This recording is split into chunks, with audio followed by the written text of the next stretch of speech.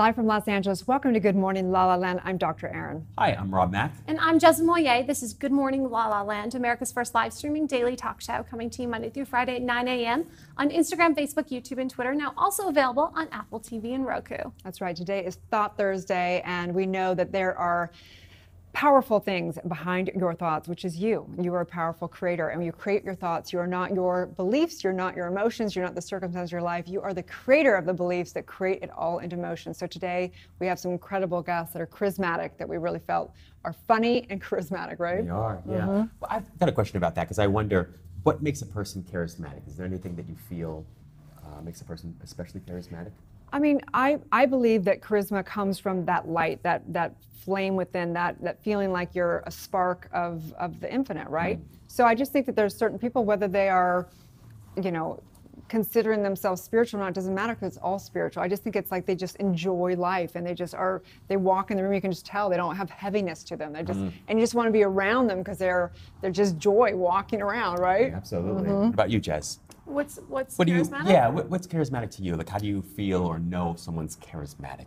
You know, when you say you're tapped in, tuned in, turned on, there's a certain energy, there's a buzz, there's a light, there's a connection, there's an ability to truly be present, and that is very charming. You know, some of the most charming people that I've ever met in my life have just been so deeply invested and connected in our conversation that I found them charming. It wasn't that they were exceptional people, but I just felt like their genuine presence was so endearing. Right. I wanted to know more. I felt connected. It's interesting because I think there's a fine line between a sociopath and someone who's really charismatic, in that I feel like a sociopath will use that charisma in a way to manipulate whoever is around them, versus a charismatic person, in my opinion, you just feel more energy being around them. It doesn't mean that you necessarily are entangling with them or doing business with them. They just light up your life without any thought of where it's going. Absolutely. Versus the kind of sociopath will use it, manipulate it in a way. Well, you know, there's an art of seduction that can play around charm, right? If you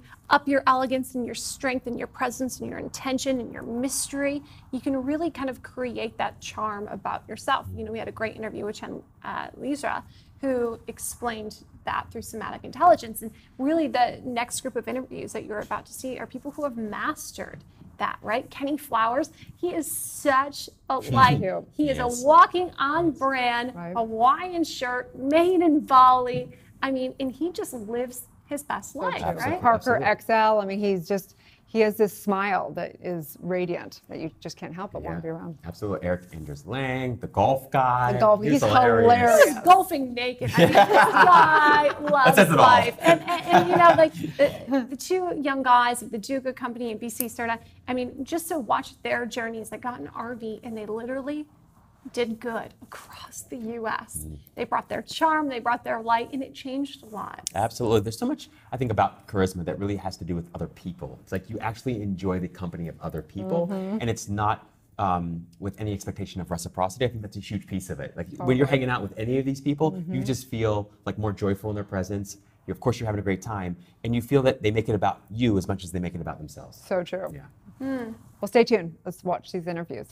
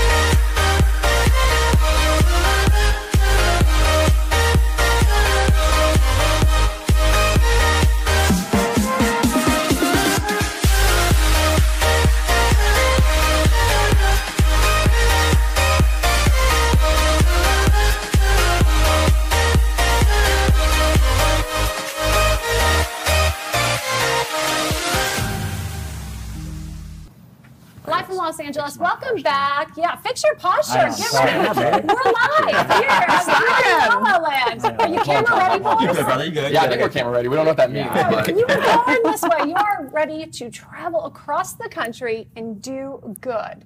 Tell us about this. yeah, so Perry and I travel around the world, usually telling stories of good, and I've done it for 10 years now. And then someone gave us an RV to use, and we kind of seen like the polarizing negativity in our country right now, and we're like, where are the good stories at? Because we travel throughout Africa and Asia, and we highlight all these good things happening, and we want to now bring it home to our own country.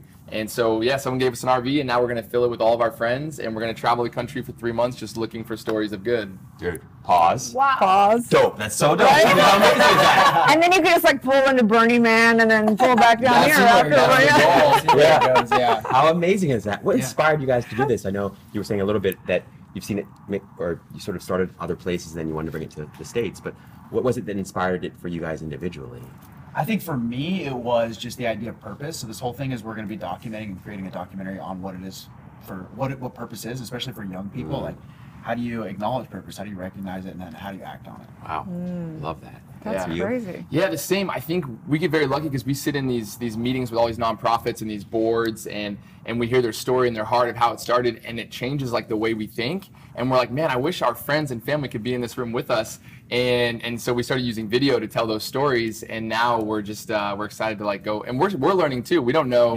Yeah. We're trying to figure it out as we go, but we just know that when you hear these stories, you feel a little bit more hopeful, and it casts a lot of doubt out and a lot of fear that maybe we kind of like conjure up in our own minds with our culture. So. Man. So who gave you the RV?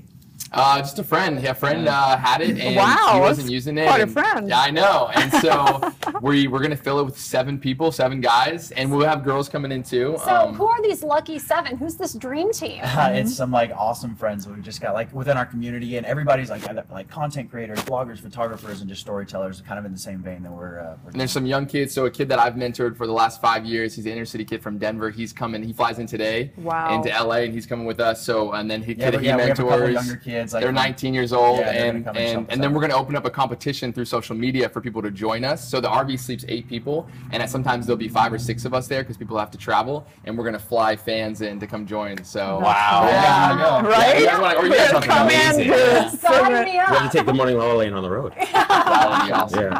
Yeah. So your Kickstarter is really interesting because not only could people donate and contribute, but they donated to a specific cause, right? So like a $10 donation was a hug. Tell us about that. Yeah, well, normally like Kickstarters are like products, like a backpack or whatever it is, and ours is just kind of like this trip and this documentary and this whole like I guess movement or like the purpose behind it. And we launched it in like less than 2 weeks, and we really didn't think it was gonna happen, and then it did, and we were like, oh crap, we have to actually like plan this whole thing. Yeah. So we leave in 2 days, and So what are you planning on doing? Take us a little bit through, like, what can we expect? Will we watch so in something? different cities around the country, we're going to be hosting these events, kind of like a festival or a flea market for nonprofit and social impact companies that anyone can come to, whether it's at a venue or a park, and we're going to have a microphone, food, like dancing, all that stuff, just to like spread this idea and build that community of kind of purpose and impact. Wow. Our whole mission, I guess, is like serve locally, dream globally. So we encourage people to still travel the world. We learn a lot about ourselves through traveling, but we want people to serve locally more than anything. We want people to find out about nonprofits and causes in their own community so they can find that purpose maybe that they're thinking they have to travel to go find. And then we want to bring just amazing, like-hearted and like-minded people in the same room, and they can all like find that they're super passionate about the same things, and they can start nonprofits or for-profits together. And that's the goal, is we want to encourage people. I think LA, you meet, like I said, we love to be in LA because you meet people and all they do is throw gas on your fire. Yeah. And I think there's a lot of devil's advocates in our culture, but there's never angel's advocates. Like there's no one just like encouraging us and telling us everything that can go right. And so we want to just show up to communities and hear people's stories and passions and things that they want to share with the world. And we're going to just encourage them and highlight it through video and film and just give them like, I guess like the steps they need or the community that they need to make So it what do you happen. think people can do locally? Because we agree, and we're involved with the Karma Coin, and we usually, I don't know We if we have heard it about anymore. it. Yeah, so this is how they started that thing. Is basically there were two guys that wanted to do good, and they started going, well, which nonprofits should we, donate to? And they're like, we don't even know if this money's going to get to these people. They're so out of touch, we don't get to see the results. And they're like, let's just start doing some good deeds, right? Oh. So what can people do you think? Like, okay, we're in LA. Obviously, we have like 57,000 homeless. There's like a zillion things we can do, but anything that you can say for the people out there that want to make a difference, what could they do today in their hometown? Oh, well, we always bring it back to simplicity acts of random kindness, where you buy the person's coffee or you pay the person's meter. Like those little simple things, I think, just start your culture inside yourself of giving back. But we go down to Watts and we work with kids down there at the Watts. It's called Red Eye, and you can go mentor kids in Watts. And there's a community center that just got developed. Actually, like it launched last week. Cool. And then there's Dream Center that works a lot with homeless and people recovering. So we're gonna have at our event, we're gonna have all these people come speak at it. And every event we're gonna have nonprofits talk about what they're doing, and then hopefully people can go network and connect. Cool. I'm very curious, what planted the seed in you both to do this? I mean, was there a challenge or a pivotal moment in your life? I don't know. I mean, like one time I stubbed my toe. Really?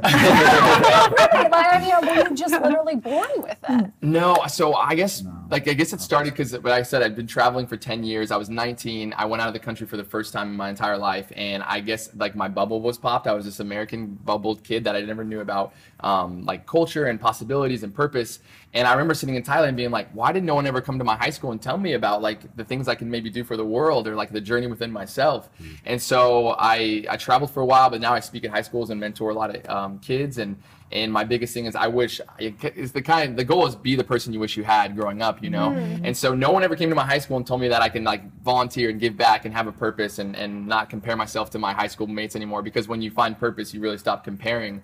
And so, I guess the biggest passion is high school kids and college students and young people, because we never really had that. Maybe I never had that, I guess. No, totally. Yeah, I mean, I'm from like kind of smaller farm industrial town, and I always wanted to make videos and stuff, but then it's and tell stories, but then it was always like, what kind of stories do I want to tell? And just kind of developed over time. And through traveling and seeing kind of like, underdeveloped places around the world, this kind of like, turned into what it is now. Just love that. It's interesting. One of the themes that I hear consistently is that, when folks travel, they travel a lot, that even though it seems like the journey is all about out there, it's really things that they learn about themselves. It's an inner journey that really transforms them the most and has the greatest impact on them. For you guys, what would you say you've learned either about purpose or about yourselves? Still in Jez's question usually, that you would want to share with other people? Yeah, I think really the biggest thing for me is the idea that like I don't know a whole lot, and like all I want to do is just learn. I want to be a sponge and just like learn as much as possible, because especially come from like a smaller town, like I thought I knew everything. And then you leave and you go to a place where you don't speak the language, the culture is completely different, the economic status is completely outside of what you ever thought. And it's like, wait a minute, I know nothing. So definitely. Interesting. Where do you guys? I want you to answer that also. So sorry. Answer that first. And I have a question about what I don't know. I guess like my mentor said something really cool, and it's kind of like but he said the greatest distance you'll ever travel is 18 inches from your head to your heart. You might have heard that, and so I love that because I've traveled to over 70 countries all around the world for 10 years, and I love the world, but there's nothing like the inner journey, like you just said, and to connect your head, your mind, because all of our minds are brilliant and all of our hearts are very, very passionate. And when you connect those two, something euphoric happens within our own soul. To that, it's like just that divine moment of like, wow, like I just need to, I guess, live simpler, but also just like live for people. I think the way I look at it is, in high school, all I had was like a mirror to myself. I was like, I'm gonna be late to class. What do I look like? It was all about me. And then when you turn that mirror into like this window and you look more of like, wow, there's a lot of people I can help. There's that girl crying, there's that homeless person, or life just becomes so much more rich, Wow. And like we talked about wealth. So powerful. He's preaching our talk. Yeah, I know. Amazing. And I it becomes love that. happier too. It becomes much happier because you're not focused on everything that's going wrong within you or within your life. You're focused on how you can help other people. Yeah. So it's beautiful. So great. I love that. So the question I had was actually about technology. So here you are, you go out on the road, you're going and doing this epic journey. Where are people going to see you? Are you going to live stream on things? Do you have a particular platform that you want to go on? Yeah, I mean, we're going to have YouTube, our Instagram, and live streaming all the time. Yeah, absolutely. Cool. Yeah. So we're both creatives. The entire RV is filled with most creatives, and we just want to do quality content. We really want to like be a vice for good news, and we want to to just be really intentional about how we share stories. And the second, you know how you guys feel like those, when you watch a story on Facebook and we cry. Have you guys ever get that? Of course, right? Those ones where like they test people like if they bought like the person's groceries and stuff, and we're always crying and stuff, and we just want to do that for 3 months straight. And we have like 100 basketballs that were donated by Venice Ball, and so we're gonna give that to kids when we go. And we have homeless kits where every time we see a homeless person, there's like socks and deodorant. We have like our pretty much it's an RV of love, and all we do for the next few months is pull into towns and go try to love people and share their stories. So has faith or spirituality played a role in this for either of you?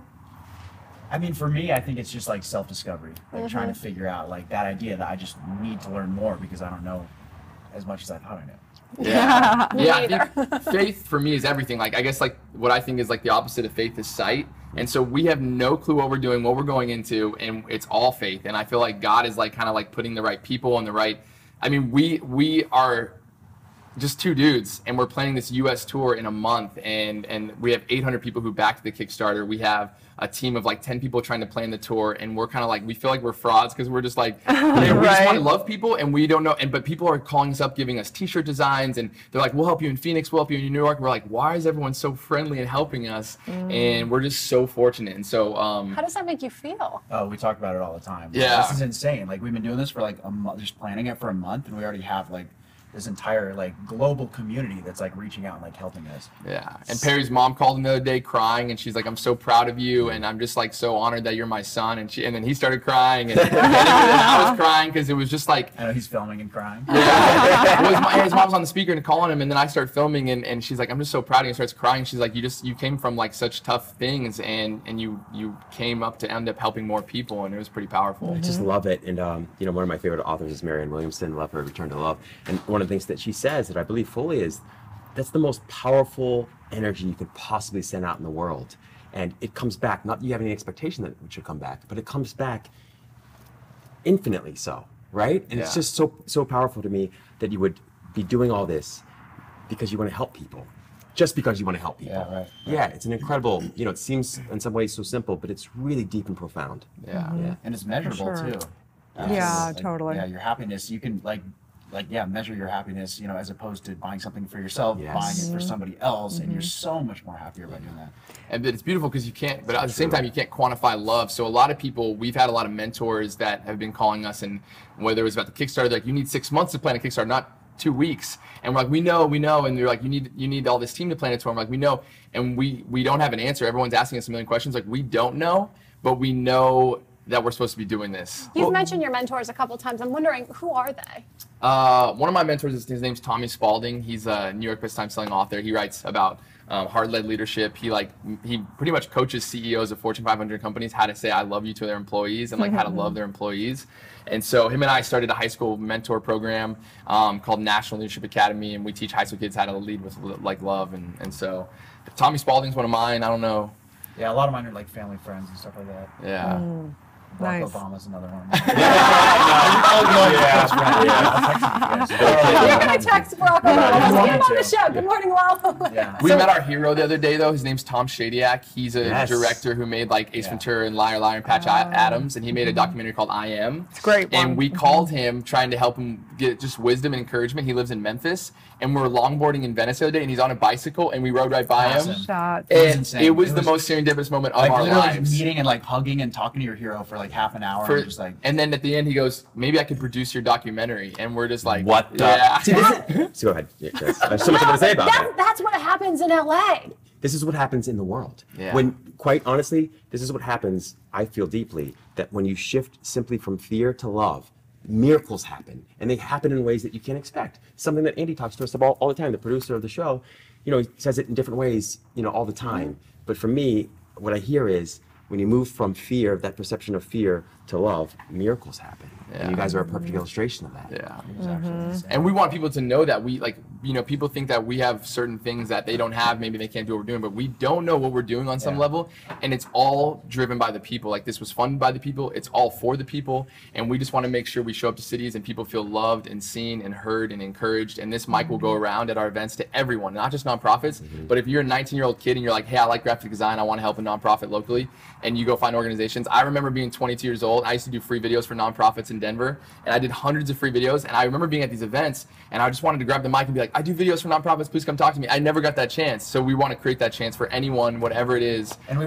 want to encourage them too. Like there's so many times when you're like young, you're like, oh, I like this idea, I like painting, I like storytelling, something like that. But then through like the pressures of peers, parents, society, whatever, it's like, oh no, you gotta, you should go in this direction, this whatever. And so we want to like create or like figure out some sort of like bullet point or step-by-step recipe, like do this, and this, and then, that's how you'll. I think just entertaining that conversation and offering the opportunity to talk to you both and to feel your energy and feel that love is, you don't need bullet points on how to do it. Yeah. You don't have all the answers. We don't all have the point. answers, but just sharing that love and the possibility, you're living examples of that. I mean, what you're doing is light. That's proof right there. That's all the bullet points I need. Yeah, your presence is profoundly, it's profoundly more powerful. Than You guys come with no us? question.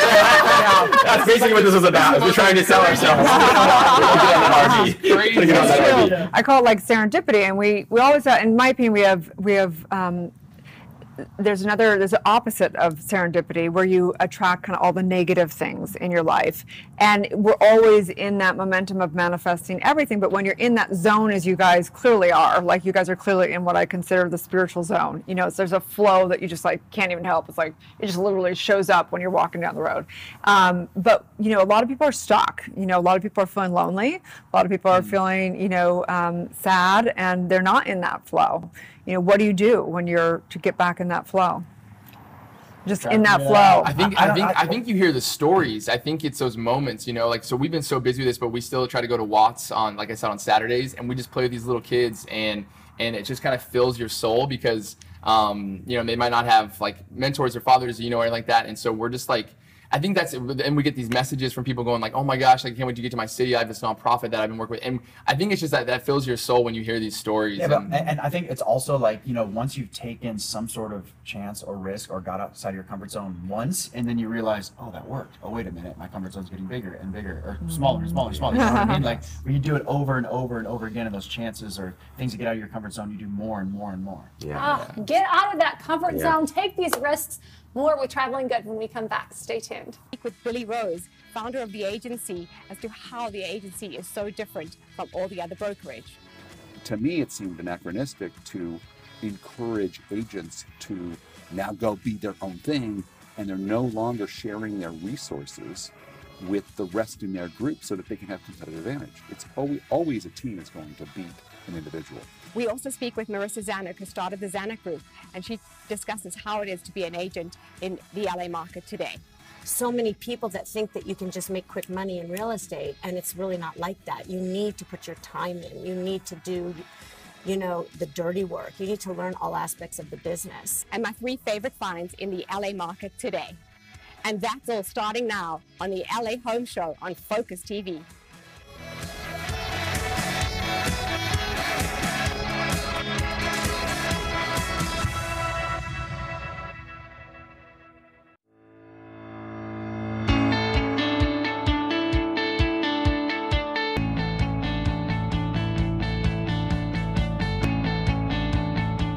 Hello, Los Angeles. I am your host and producer, Alex Worley, filming inside Focus TV's West Hollywood studio.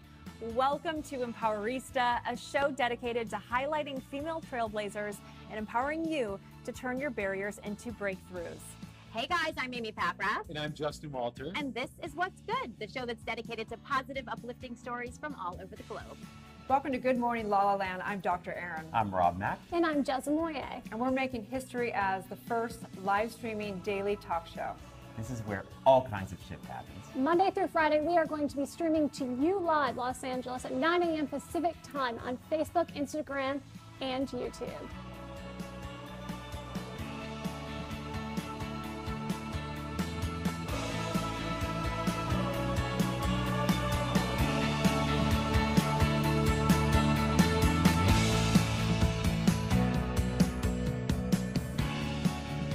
Hi, everyone. Welcome to the Alyssa Goodman Show. So, Kelly, welcome. Thank you for having me, Alyssa. This is so fun. I know. What's up, Rose girls? I'm Jessica Carroll. Today we're gonna have so much fun because we have fitness personality Katie Austin. Hey, we're thanks for having having me Rose on. with Cheers. Katie Austin. I love it. It Cheers. feels like a Saturday. Hello, everyone, and welcome back to Millennial Life. I'm your host, Laura Odegaard, and today we are joined by the very beautiful former Miss California and now a TV host, Natasha Martinez. I'm so happy that you're here. I'm so excited to be here. Thanks for having me. Of course. You are tuning in to Slay with Rachel McCourt, and I have a fabulous guest. In studio with me is Liza Glukoff. She's just been named executive producer of programming at Awesomeness TV. I mean, no big deal, but huge. Hi. Thank you. Hi. Are we so excited right now? We are so excited. I mean, we have roses, we have perfect lighting, we've got some Spa Girl vodka in case we get a little crazy. Hey, Dr. Erin here, teaching universal law and spiritual truth, having a conscious conversation in the heart of Hollywood. And I'm honored to have the guest today, who is Christina Pascucci, who is amazing. Thank you so much. Oh, it's an honor to be here with you. I so appreciate it. Today on Moms Matter, we're going to talk about money, money, money, something that we all struggle with and we need help with. And that's why we have the fabulous Winnie Sun, who's here with us today. Oh, thank you. Thank you so much. I know you've been on MSNBC and Forbes, and you are the money expert. Hey everyone, welcome back to a new magical episode of Soul Reboot. I am your host, Allison Charles. Please welcome and meet this powerful divine queen whose name is Daphne Wayans. I am so happy to be here with you. I'm so honored to be here.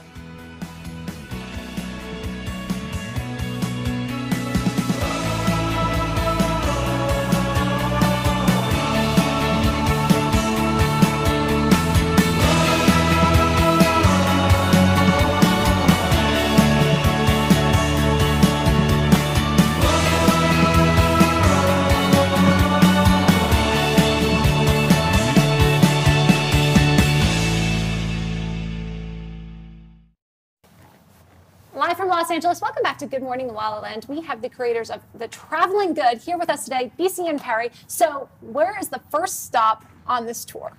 So we're having a launch party tomorrow. We have so much to do. Did you email me my invitation? We are still planning it. We're still planning it. It's at a virtual reality place. So everyone that comes gets to do free virtual reality, which is unreal. It's at Gateway LA in Santa Monica. And they gave us the whole studio, and so there's going to be a puppy pen where there's going to be dogs you can pet. It's going to be like kind of Instagrammable because we want to make it fun, and our RV will be there. People can take pictures inside the RV. It's just going to be the best time ever. So we LA tomorrow. We leave for Tucson, Arizona Friday, and we have a little get together there. Then we go to Phoenix and have like kind of a bigger event in Phoenix, and then we head to my hometown Denver, and that's going to be hopefully a big event. And then we head to South by Southwest in Austin. So wow, that's the first 4 cities. Incredible. Sorry, did I cut you off? I wanted to talk about VR for the next 30 minutes. VR. Have you guys ever done virtual reality? I haven't yet. Oh my god. I'm looking forward to doing it tomorrow. Yeah, let's do it. It's so sick. What's been the hardest part of this project? Just having no idea how it's going to go. You keep saying that, but yeah. No, but it's like that's exciting, but it's also like the most anxiety causing. But we were just talking about it to where like the people that are like saying, you are right where you're supposed to be, you don't know what you're doing, and that's perfect, especially when you're just starting. Like, it is scary, but it's also encouraging. Yeah. It's incredible because one of the things that I've studied, I am by trade a positive psychology practitioner and expert, and so one of the things that we study a lot is illusion, like a positive illusion even. Most of us think that we can predict the future even 5 minutes from now or 10 minutes from now, but that's a complete illusion because what can happen in 5 minutes or 5 days is completely unknown to us. Yeah. But it's nice, I think, when you finally are able to embrace that and say, hey, I don't know what's coming tomorrow, I don't know what's coming in 5 minutes, but then find out that it's even better than what you could have scripted, like meeting Tom Shadyac. Yeah, I think the big thing is, people are challenging us in positive and kind of maybe negative ways too, but it's just like people are like, how many people are going to be at this event? It's going to be 300 people.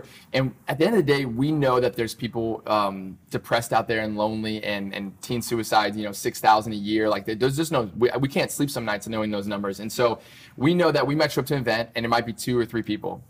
And some people could be like, oh, you guys failed that event. But if someone came and, like I said, they felt loved, they felt heard, they felt seen, like that's success to us. If we do 3 months of this tour, $25,000 around the country, and one person felt seen and loved and heard, we'll call it a success, period.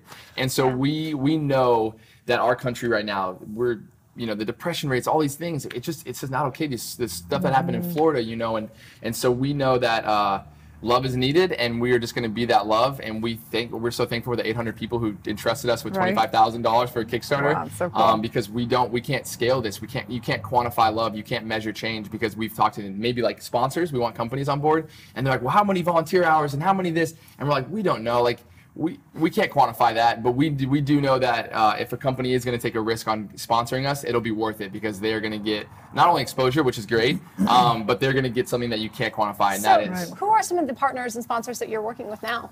We don't have any. We technically currently have 800 sponsors from all the Kickstarter. Those are our first sponsors. There you go. So the 25,000 will get us from A to B all around the country, 10,000 miles with gas and food and everything that we need to put into it. But we do need sponsors so we can scale it. So all around the country, we're going to be doing random acts of kindness. We're going to hopefully take inner city kids from Orlando to Disney World for the first time. Wow. We're going to, every city we stop, we want to like order Uber Eats or at a restaurant at Denny's or something, and we want to leave a $500 tip. In every city we stop, we want to somehow like just continue to like do random acts of kindness. Yeah, and all the sponsors. So this Kickstarter money is gonna like get us from A to B. That's just like logistics and stuff.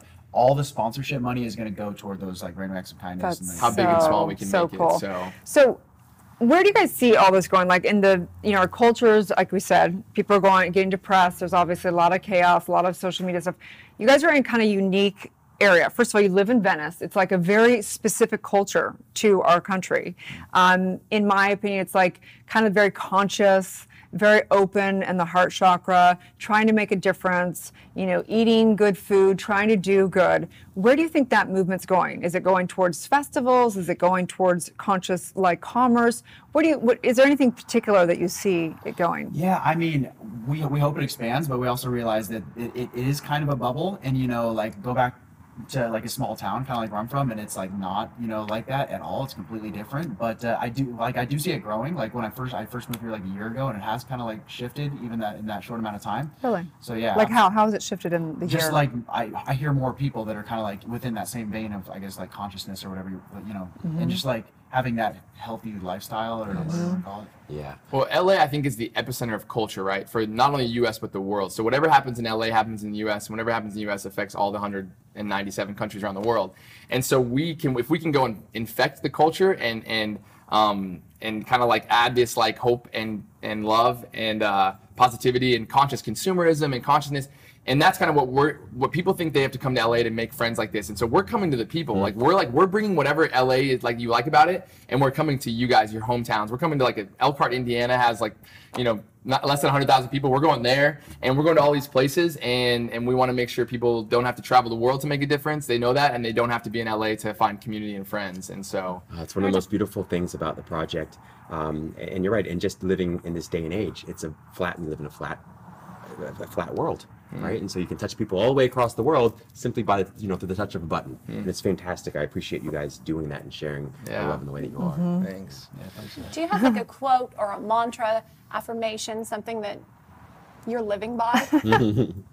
I mean, I guess we have a lot of different quotes. I mean, I guess like with the traveling good, a lot of the times we say, serve locally, dream globally. Yeah. I love that. About quite a bit, because we still want to encourage traveling, because traveling, I mean, there's a lot of things that you learn and stuff like that, but it's hard to like be like, all right, I'm gonna take that leap and just like go to Africa or wherever. So if you start out small and you serve locally, then you can take it globally. Yeah, I think another one is it's this quote that's, it's better to be loved deeply by few than liked widely by many.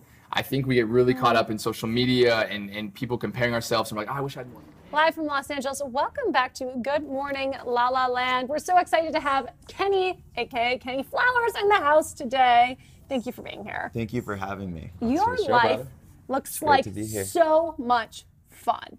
I mean, you're a lifestyle lover turned entrepreneur, and everybody's BFF, right? Even like this monkey and this pup right now. I mean, it's like, you gotta be friends with the locals wherever you go. And all these beautiful women. I mean, Kenny Flowers, you have got it made, don't you?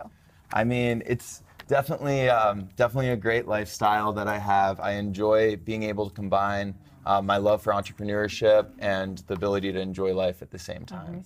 So what, a lot of people out there they want that laptop lifestyle. But how does that work? Like, don't you get a little bit tired of being on the road all the time? I mean, it can be tiring to be on the road, absolutely, but it's also really exciting to be in new places and to really develop your own routines, levels of responsibility to yourself, and just being able to make sure you're taking care of business wherever you are. I love it. So talk to us a little bit. I know you've got such an interesting story, and while there are themes that are similar to what other people may have experienced, it's still very different. So take us back to like how this whole thing started. Absolutely. I mean, it went back to my love for Hawaiians. My dad gave me this hand-me-down Hawaiian shirt when I was in college, and I wore it so many times, but every time I wore it was such a great memory. So when I'd look in the closet and I would see that shirt hanging there, I'd want to wear it. I'd be like, there is something great that's going to happen when I put this on. I love that. So to me, I loved my corporate job out of college, but at the same time, I loved the weekends and all the memories and good times that I was able to have, not only within the cities like New York and Boston that I was living, but also vacations and such too. So I really realized this opportunity to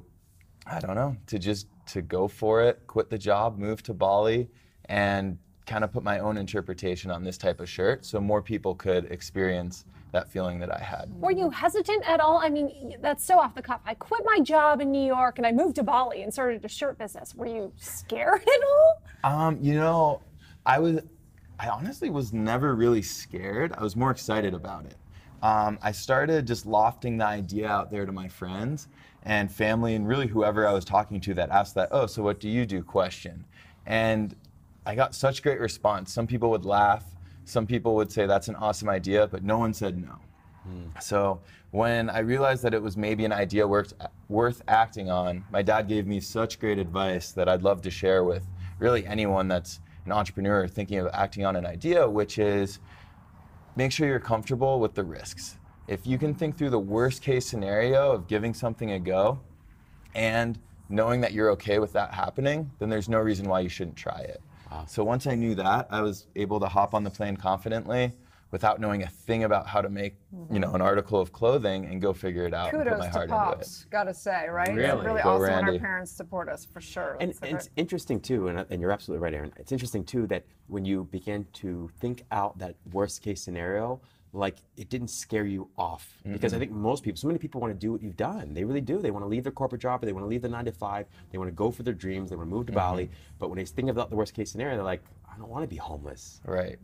Right. I mean, to me, I knew that the experiences I would be getting over the few months of trying to start a company would be invaluable and nothing you can learn on the job or learn in school. So for me, I knew that those 3 months that it really took to give myself, full energy, focus on the shirts was, it would be worth it. I said, worst comes to worst, I'll have a couple hundred shirts that I can wear for the next few You wear years. Hawaiian shirts every single day. Which I do now, so best of both worlds. There's some guy in New York right now, he's like, watching this in the middle of doing something in work, and he's going, I would love to wake up and throw on a Hawaiian shirt in the morning and be on the beach on my laptop doing this. So what do you say? Like, what are some steps someone could take? I think, the most important step is to really figure out what it is you're passionate about. I could not start a suit company. If I did that and tried telling my friends on it, they wouldn't feel the heart behind it. Maybe you could though. I could do just blazers. Yeah, just blazers, not full suits. Too much commitment. Exactly.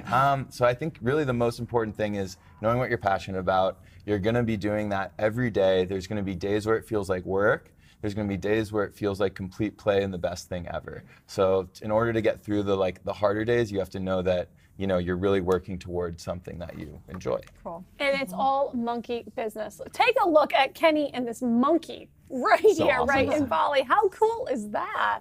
I mean, really, when I travel or when I'm in a place, I'm always thinking, how could this experience come to life?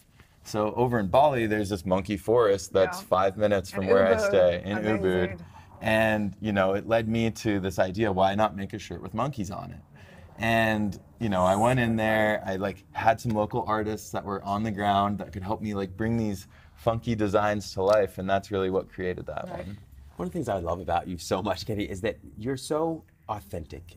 You're able to embrace fully who you are, and you can see that and feel that in your brand. For sure. Has that always been the case? Have you been always comfortable in your own skin and in your own shirts, or? I have. I've never been the most vocal person per se, but I've always done the best to lead by example. So although I don't encourage everybody to quit their job and go try to start Hawaiian shirt companies, I do think they're able to, maybe take something from my case study and find their way, find what they're interested in, or just find what they're looking for in life. There's nothing wrong with like having a job that you love and being able to shut the phone, the computer off at 5, 6, 7, whatever it is, and enjoy the rest of your evening. Right. Well, we're all going to have to get some Hawaiian shirts or some Bali shirts, rather. It's the time of year. And we're going to go take a trip down to Bali because we love Bali, and we've been talking about over and over on this show. So happy to host you and at least give the best happen. example. Tell everyone where they can find you. So you can find me online, kennyflowers.co, not .com. That's a flower shop in LA, actually. But if you are looking to get a feel for like the softness of the shirts, really find out what design works best for you, and you live in LA, we're in Ron Robinson, Fred Siegel on Melrose, and the flagship in Santa Monica. Look at you go. Just Fred Siegel. Just Fred Siegel. Yeah. Great. That's so great. I'm so excited to try one on. Thank you. I could use some Hawaii. I probably have some in the car. We could all use a little monkey business in our lives. Stay tuned. We'll be right back with more on Good Morning LaLaland. Welcome back to Transformation Tuesday. We are talking all things about celebrating freedom in life, and no better than to talk about the love of the adventure of golf with Eric Lang in the house. That's me. From you got the new show. You just got back last night from Sweden. What's up? Whoa, that's such a big question. I mean, okay, so I just got back, right? We were gone for 3 weeks, and I guess what's up is the feeling for me now of like, when you're kind of like pouring a drink and you're just like, there's a little bit more in there. Like that's the feeling I have when I'm traveling. Is it's like, how do I get every last drop out of the trip? And that's why I look so tired. Well, I feel like you get every last drop out of life. Thank you. You've really... Cheers. Let me just chug this really quick. Let's drink to that. It's coffee. You've mastered it. You had the film Be the Ball, golf and meditation, right? Let's talk a little bit about that. Well, basically, I got into golf, and I was sort of totally surprised by what I thought it was. I thought it was some game for other people, and then I found out that a guy like me can actually play. What do you mean a guy like you? Well, I'm not, if you guess, the stereotypical golfer, right? And when I tell people I play golf, they're all like, that can't be. Did I hear you wrong? Are you sure it's the game with the rich people play it, And I got into it, and then I found that professional golfers all use meditation in some form or another to succeed. Because, I mean, you have a very simple task. Put the ball in the hole 2 feet away. It gets harder the more it means, And so meditation in some form is used for every golfer, no matter who they are, even if they deny it. They may deny the name, but then they would go back and say, actually, well, I do that. I visualize it, whatever. Okay, just to play devil's advocate for a minute, because I'm all about it, and I think this is the first time on the show that I disclosed that my great-great-grandfather invented the modern golf ball. So which is the craziest coincidence so cool, ever. Right? And then, of course, as a Dr. Divinity, I'm very into meditation. So let's just break this down, though, because let's just talk about one of the greatest golfers that ever has lived. Do you think he golfs? He meditates, Tiger Woods. Yeah. So he grew up the son of a Thai Buddhist. And then as well, he went on retreats with Navy SEALs doing mental training in difficult scenarios. So I would say absolutely he meditates. And when I talked to him, he said he did. Yeah, it's interesting though, right? Because meditation may translate into all areas of your life, and apparently kind of miss one of those areas, maybe. Well, you can't expect perfection in all things. Well, golf is not a game of perfect. Even Tiger Woods will hit a miss, and that's one of the things that make golf so interesting is that you can go out, and you can hit a shot that a pro would take any day. You know what I mean? Like you could actually do that, but then at the same time, they can hit a shot as bad as you might hit it as well. Yeah, the difference is the consistency, right? Exactly. Yeah, you said and that's where the mindfulness and meditation comes in. Yeah, because it's sort of like a house of cards, and when you get to the top and you're about to win, it becomes 100 times scarier. So what do you love about the game of golf? Well, I started off doing the meditation thing, and that for me was the most fascinating thing. And then on a random coincidental email, the PGA Tour asked if I would make a show about whatever I wanted. That sounds like an overnight success. On a random email I get from the PGA, go make a television show. It sounds overnight, but it's been 7 years. It's been 6 or 7 years. You were ready for it. You did the work. You meditated. I was not ready for it. I just said yes, and I figured it out as I got to the bus, Amazing. But that show was sort of pitched on a whim, and I was like, we'll go around the world and play golf with strange people in strange places. Because that's what I would do anyway without golf. I love to just go into weird places and talk to the guy that owns the garage with one tooth about what he thinks about life. And so that became the golf show called Adventures in Golf. And so the answer to your question, what I love about golf is I love that it's like a patchwork quilt, right? There's as many games of golf as there are people that play it. And especially when you go to places like India or Japan or Iceland, everybody has a different version of it.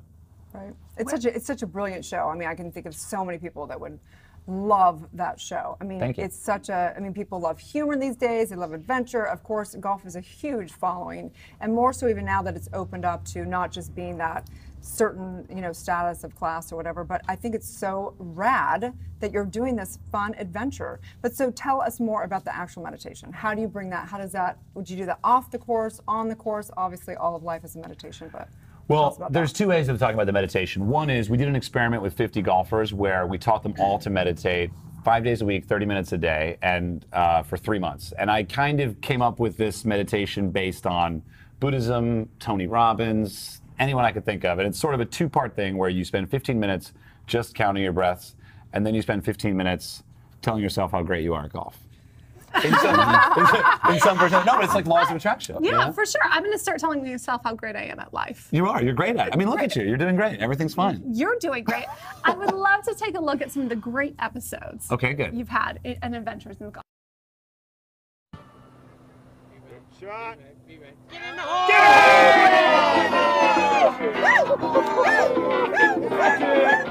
This is it's a chipper, and it's clearly a left and right club. Goes both ways. Nice shot. All right. That was pretty good. That's my best shot of the day.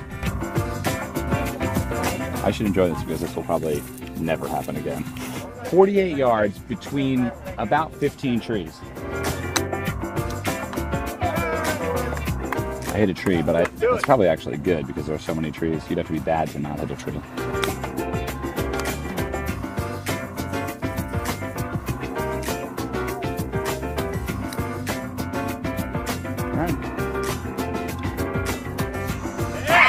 Amazing.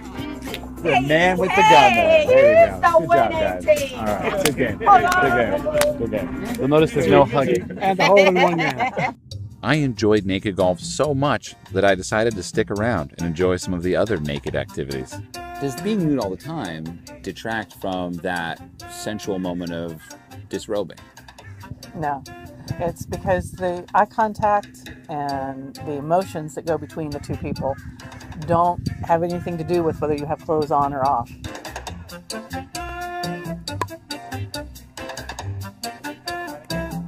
Have you noticed where all the sweat kind of tends to go towards? Yeah, it's on the deck. It's a little interesting. I never really experienced that before.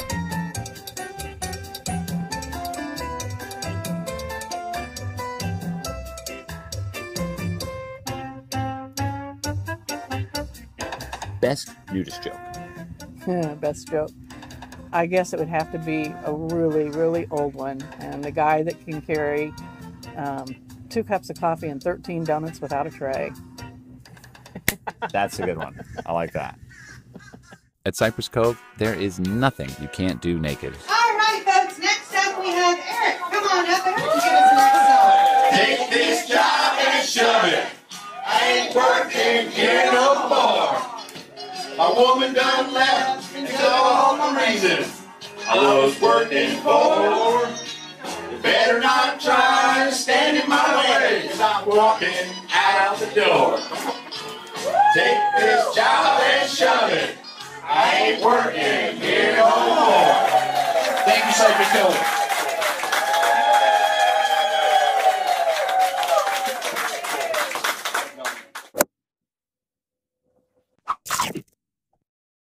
All right. Still there, all naked. All right. Good morning, Los Angeles. That's what I'm saying. Yeah, does that Talk wake you about up? freedom. Wow, Erin, I don't think you have any fun. I try not to. I try not to, yeah. Because it can, then you'll never come home, Wow. Whose idea was it for that episode? That was mine.